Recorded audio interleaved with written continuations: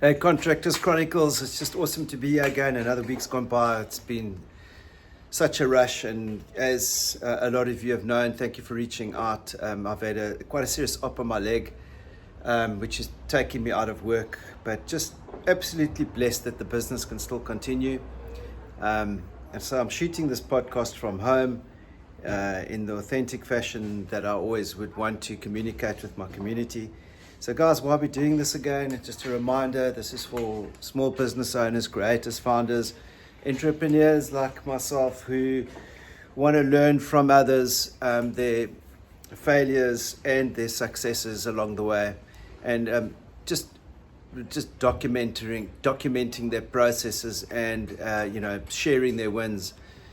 I've just seen the listenership of the followers on our YouTube channel, Contractors Chronicles, has been growing tremendously. So just to say thank you for that.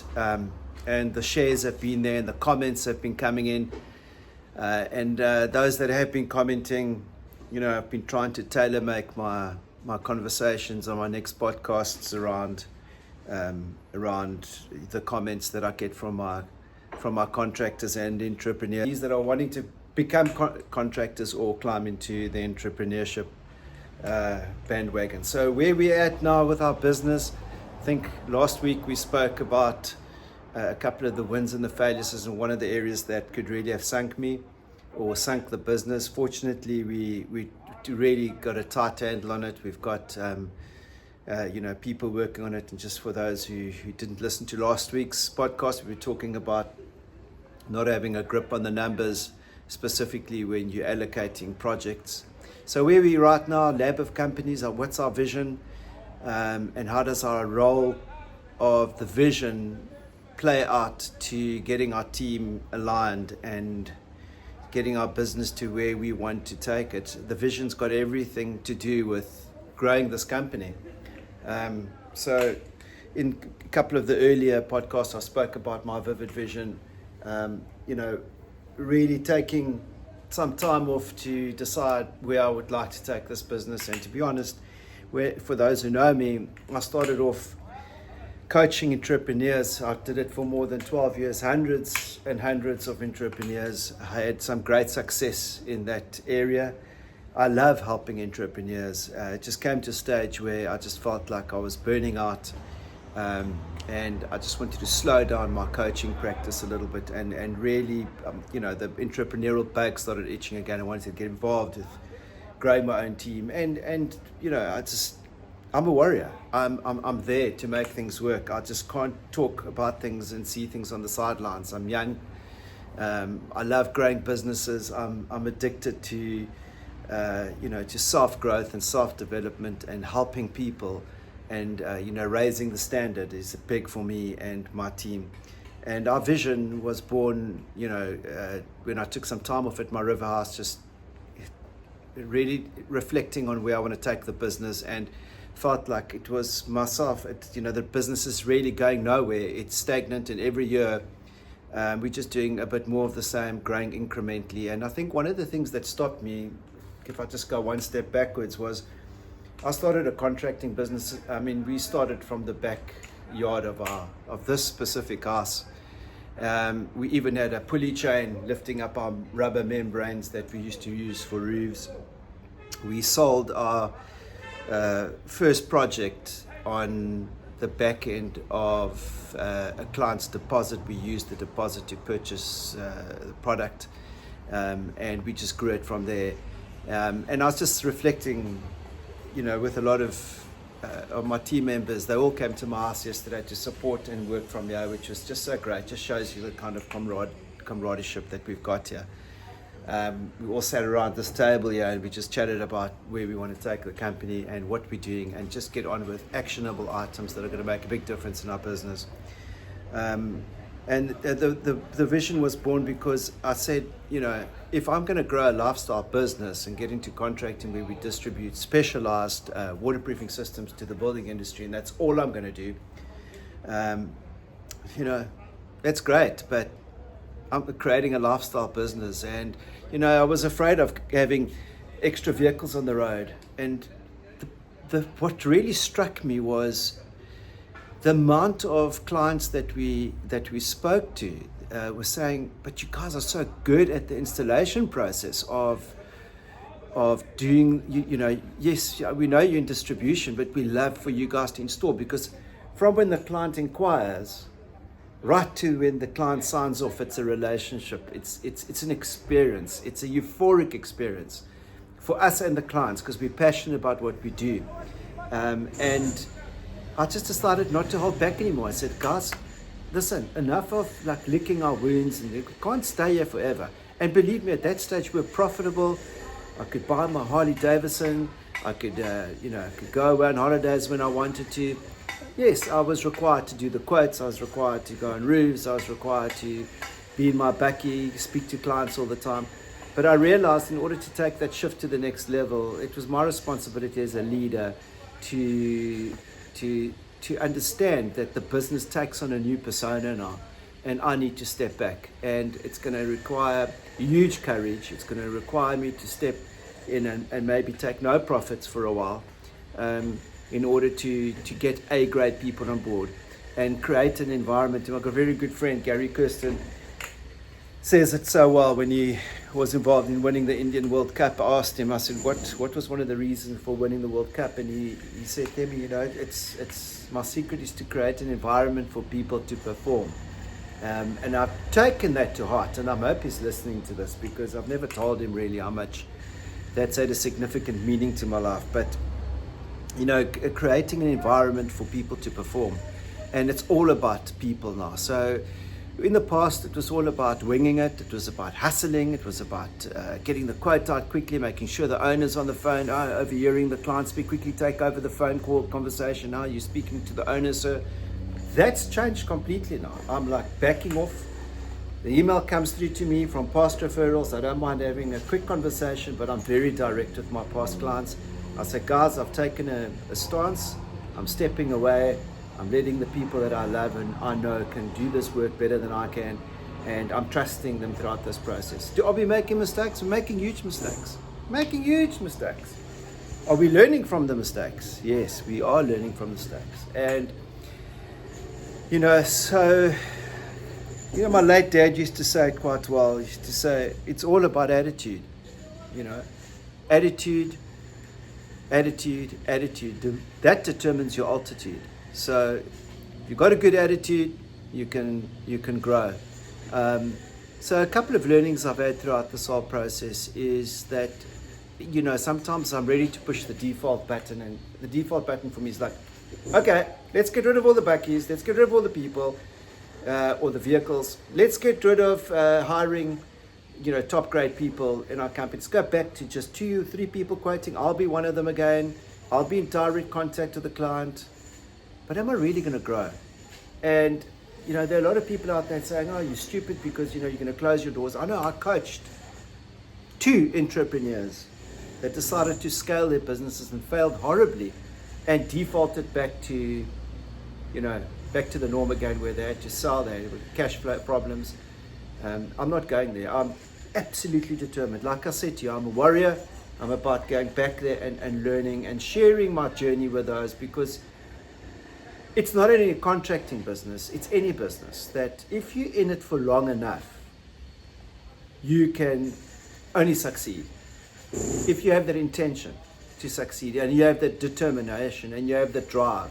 So what are the 3 areas that we're focusing on now in this area of our growth? Is leadership, our numbers, and systems. Those 3 areas is where our business is really focused on, and that's where our growth curves, needing to be. And if you had to ask me to rate our business at the moment on a leadership scale, I'd say we've got some good leaders in our business, but there's a vacuum. And I'd say we're probably 30% there. We need to up our standard of our leadership.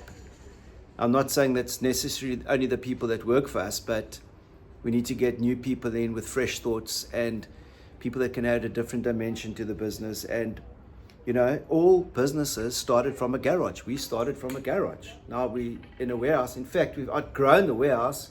Yesterday my team found a very nice place a bit further further out, probably about 20 minutes from where I live, maybe a bit more, 25 minutes from where I live, but it's bigger, it's more spacious, and again, it's a better environment for our people to perform. At the moment, we're very cramped. We're falling over each other. There's safety protocols that are difficult to follow when it comes to certain chemicals and adhesives and stuff that we carry. So we really need to consider that as an option now. And I've been holding out for long enough, but I'm ready to pull the trigger there as well. So there are all these decisions to make, and I have the strong faith, and I've been led by the strong faith that I'm doing the right stuff. And I don't always feel that way. Sometimes I lie awake at night thinking, what have I just done? I've just pulled the trigger on an extra 100,000 Rand a month's expenses. Where's this going? But then it's following through and having that belief system. My team always tease me. They always say, Demi, we know what you mean. Create the vacuum. And that's what we do. Just create the vacuum and fill the space. Create the vacuum and fill the space. And I'm not saying it doesn't come with complications and contemplation. I mean, our vision that it was born, walking down the road outside my river house along the Breda River near Swellendam. It's just trying to reflect very deeply where the business is going. And I felt like, again, coming back to my previous discussion, it was my responsibility as a leader to, again, create the space, or create the vacuum and fill that space. And it's amazing when you do that, and you've got the courage to see that through. People, A-grade players are willing to take or follow, and A-grade people are willing to support you and join you, because they know that you've got a very rare quality as a leader, that you're prepared to step out, you've got a bigger vision, and I have absolutely no doubt that we will make this work. There is no doubt about it. I sometimes do have fears, but there's no doubt. So that's where we're at the moment. We're looking at those three areas. So leadership, I would say we're 30% there. When it comes to systems, I'm really exploring various ways to systemize our business. I've just seen it. We want to humanize the exception. Anything that's out of the norm, we still want the human element to be there. But again, what technology can we bring in that's going to systemize routine? And the routinely behaviors or tasks are things like onboarding new employees. Now we're hiring new employees, and we're hoping that they're just going to be guided by other employees and taught how to go about doing their job. And my question out there is, if we had an onboarding sequence or a checklist or a process, a general one that we can manipulate as every employee comes up. For instance, someone joins, have they read our value system? Do they buy into our value system? Where can they find the value system? Our code of conduct. Who do they speak to about uniforms? If they're reading stationery, who can they speak to about stationery? You kind of get the point. Now it's thinking very differently about the business, because in the past we just hire and that would be the process. Now we're looking very deep, and I think when it comes to systems, we're only 10% there, because I'm the one driving the systems at the moment, no one else, and I'm struggling to find a good balance there.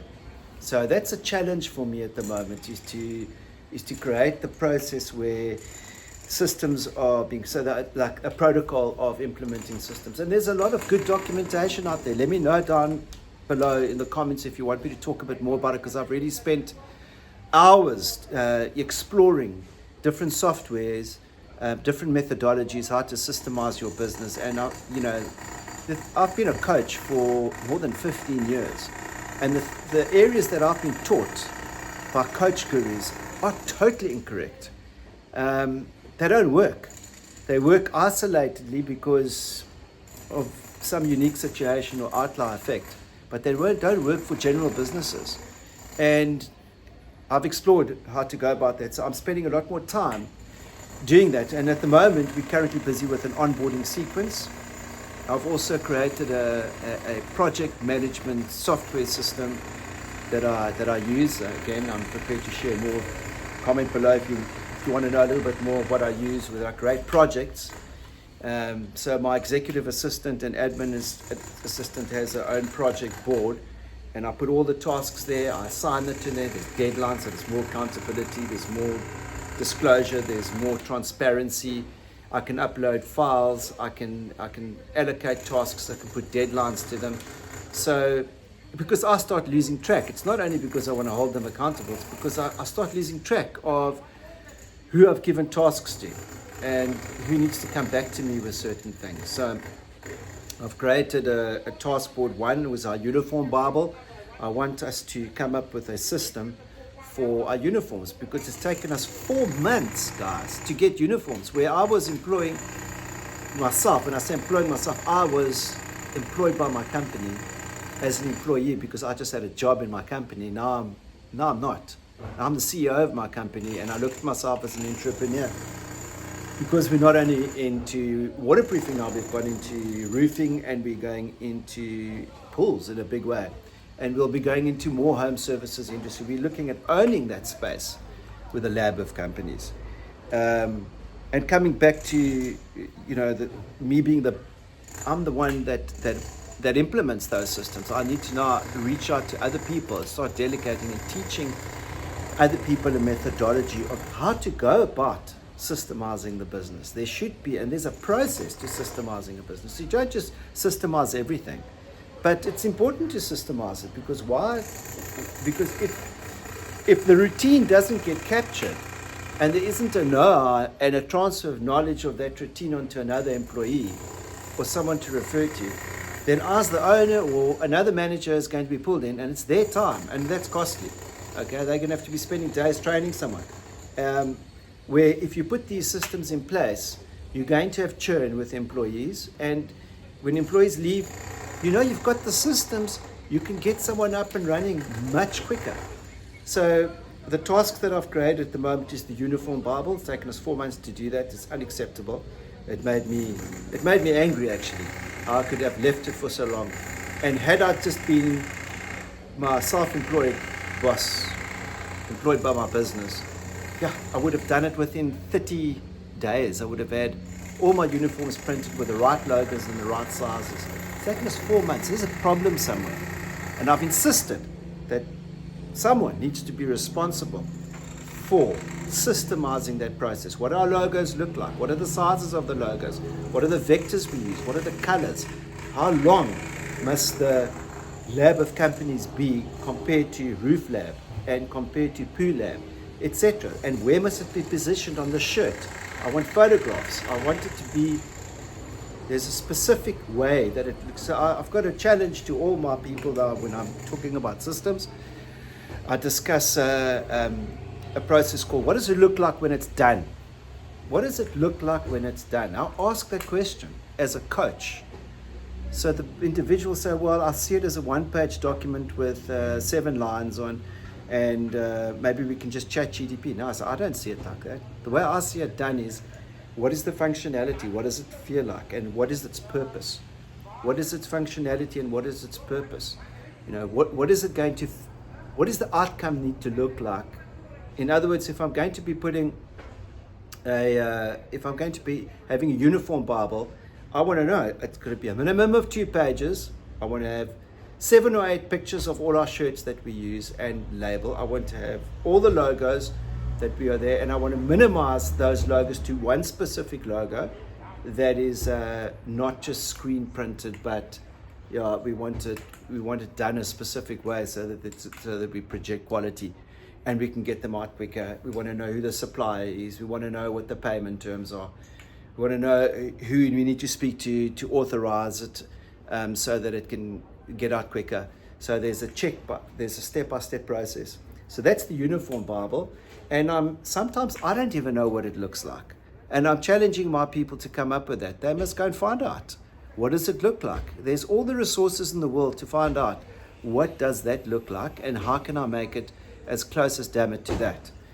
The same process that I'm thinking about right now with the onboarding system is there's lots of examples out there on how to do onboarding for your employees. And once I do the onboarding of employees, the next step for us to do is the onboarding of clients. Like when we onboard clients, what does that need to look like? I want consistency throughout our company. So that's my kind of focus right now. And I'm enjoying it. I'm really enjoying it. I've spoken about leadership. I've spoken about systems. And the third one I always report to is the numbers, because this year is all about those three things. And the numbers, we're coming very close to having a CEO dashboard where I'm looking specifically at certain areas of my business. I'm not a big believer of chasing revenue and chasing profits, but rather chasing the lead indicators that are going to generate revenue and generate profits. And what are some of those lead indicators? Well, one of them is going to be quotes. How many quotes are coming in? What's our conversion rate on the quotes? What's our average sale on the quotes? So from that point of view, when it comes to marketing, I'm looking specifically at a CEO dashboard that I can work out the return on my investment. So I know, should I be doing paid for ads and I'm putting in 200,000 Rand, I'm going to be making 800,000 Rand return on that investment. So that's where we're at the moment. We're looking at that being ready towards the end of April. I'll keep you guys posted on that. And I'd like to even show you guys examples. Comment below if you want me to give you feedback on anything else. I know these are long. My pledge to you is to have a weekly podcast, and I'm available on iTunes, and I'm also available for those who want to see me in the flesh on YouTube. You just have to search for Contractors Chronicles and Themi Sturgianus and you'll find it there.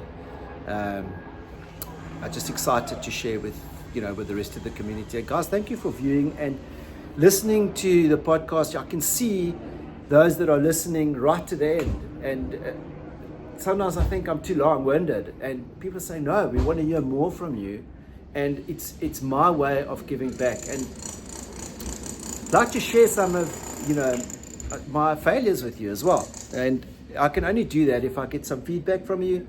Ask me, Themi, where did you go wrong with us? Or if there's anything that you'd like to contribute about growing your contracting business or your business, taking it to the next level. I was saying to someone yesterday that a business takes on different personas. When you start off a business, you are the business, but then it takes on a different persona as it starts growing, because you need to rely on people. And often you'll find the best hairdresser will grow their business, but then they'll start dropping the ball because they lose the consistency. They haven't trained their employees properly. Their employees are not living by a code of values that we're prepared to die for.